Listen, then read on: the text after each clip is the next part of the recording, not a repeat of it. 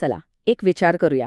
असं समजा की जगातले सर्वात प्राचीन धर्मग्रंथ हे फक्त पवित्र पुस्तकं नाहीत, तर ते एका संपूर्ण संस्कृतीचा सोर्स कोड आहेत.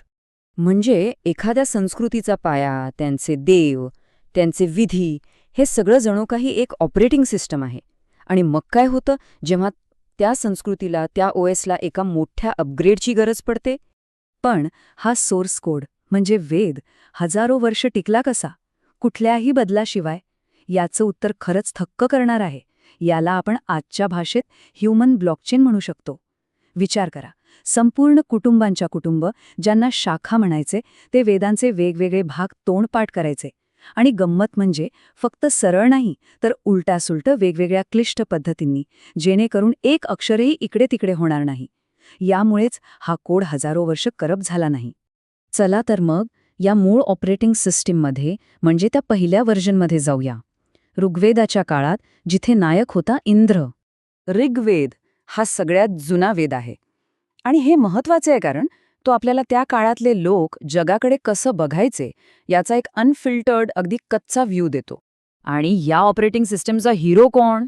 तर इंद्र. पण इंद्र म्हणजे कोणी शांत, ध्यानस्थ बसलेला देव नाहीये, अजिबात नाही. तो एक योद्धा राजा आहे. शक्तिशाली, आवेगी, चुका करणारा, पण काम फत्ते करणारा. तो प्रतीक आहे कृतीचं, इच्छाशक्तीचं, पॉवरचं. तो लढाया जिंकतो. आणि यातून आपल्याला त्या समाजाची मानसिकता कळते ज्यांना निकाल महत्वाचे होते. पण कोणत्याही सॉफ्टवेअरप्रमाणे काळानुसार संस्कृतीलाही बदलाची गरज लागते. एक मोठं अपडेट आवश्यक झालं होतं. आणि हे अपडेट का गरजेचं होतं? कारण एक मोठं स्थित्यंतर घडत होतं. लोक पंजाबमधील भटक्या योद्ध्यांच्या आयुष्यातून आता गंगेच्या किनाऱ्यावर स्थिरावत होते, शेती करत होते. आणि या नव्या स्थिर आयुष्याला आता निव्वळ ताकदीपेक्षा जास्त कशाची तरी गरज होती. गरज होती रचनेची, स्थिरतेची, एका सुव्यवस्थेची. आणि ही गरज पूर्ण केली यजुर्वेदाने. यजुर्वेद म्हणजे एक प्रकारे यज्ञ आणि विधींसाठीचे एक डिटेल मॅन्युअल. पण हे फक्त कर्मकांड नव्हतं. ह्या गुंतागुंतीच्या विधींकडे कॉस्मिक अल्गोरिदम म्हणून पाहिले जात होतं. जणू काय हे अल्गोरिदम योग्यरित्या चालवले तर जगात सुव्यवस्था आणि समृद्धी टिकून राहील. पण गंमत म्हणजे त्याच वेळी एक दुसरा विचारप्रवाह सुद्धा जोर धरत होता. आणि इथूनच गोष्टी रंजक होतात. 2 मोठी ऋषिकुळं होती, अंगिरस आणि भृगू. अंगिरस हे इंद्राला मानणारे, देवांची पूजा करणारे, ऋग्वेदाचे समर्थक. आणि दुसरीकडे होते भृगू. ते अथर्ववेदाचे पाईक. ते असुरांची पूजा करायचे आणि त्यांचा नायक होता वरुण, म्हणजे वैश्विक सुव्यवस्था आणि कायद्याचा देव. आणि इथेच याच वैचारिक संघर्षात एका मोठ्या विभाजनाची, एका फोर्कची ठिणगी पडली. एका बाजूला इच्छाशक्ती, दुसऱ्या बाजूला सुव्यवस्था. हे लक्षात घ्या, हा काही छोटा मोठा तात्विक वाद नव्हता. ही त्या प्राचीन धार्मिक सोर्स कोडमधली एक महाप्रचंड फाळणी होती. इतिहासाला कलाटणी देणारा एक फोर्क. आता झालं असं की भारतात इंद्राचा मार्ग म्हणजे इच्छाशक्तीचा मार्ग जास्त लोकप्रिय झाला. तो जिंकला. पण मग तो दुसरा विचार, वरुणाचा, वैश्विक सुव्यवस्थेचा, त्याचं काय झालं? तो कुठे गेला?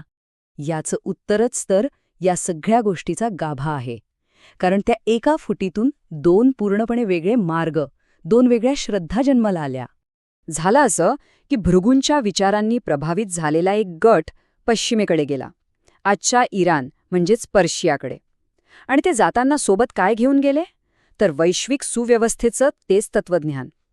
आणि तिथेच त्या नव्या भूमीत वरुणाच्या संकल्पनेचं रूपांतर एका नवीन, एकमेव अशा देवामध्ये झालं. आणि याचा पुरावा तर इतका जबरदस्त आहे, ऐका.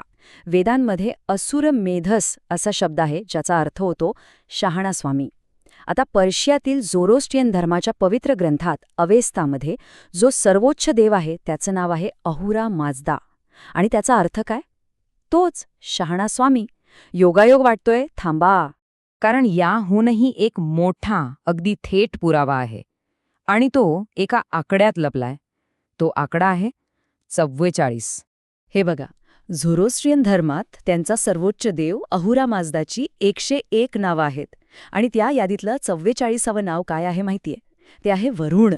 अगदी स्पष्टपणे. आता याहून मोठा पुरावा तो काय असणार?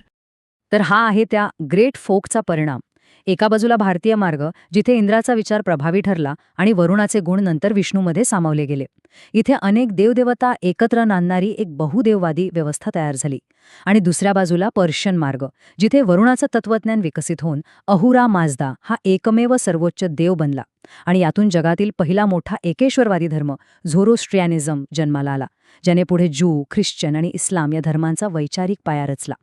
शेवटी विचार करायला लावणारी गोष्ट ही आहे की आपल्या जगाला आकार देणारी ही एवढी मोठी फाळणी ही कुठल्या साम्राज्यांच्या किंवा सैन्याच्या युद्धातून झाली नाही, तर ती सुरू झाली दोन विचारांच्या संघर्षातून. एका बाजूला होती कृती आणि इच्छाशक्तीची ताकद आणि दुसऱ्या बाजूला होती वैश्विक सुव्यवस्था आणि नैतिकतेची शक्ती. एकाच सोर्स कोडमधून निघालेले हे दोन मार्ग, ज्यांनी जगाला कायमचं बदलून टाकलं.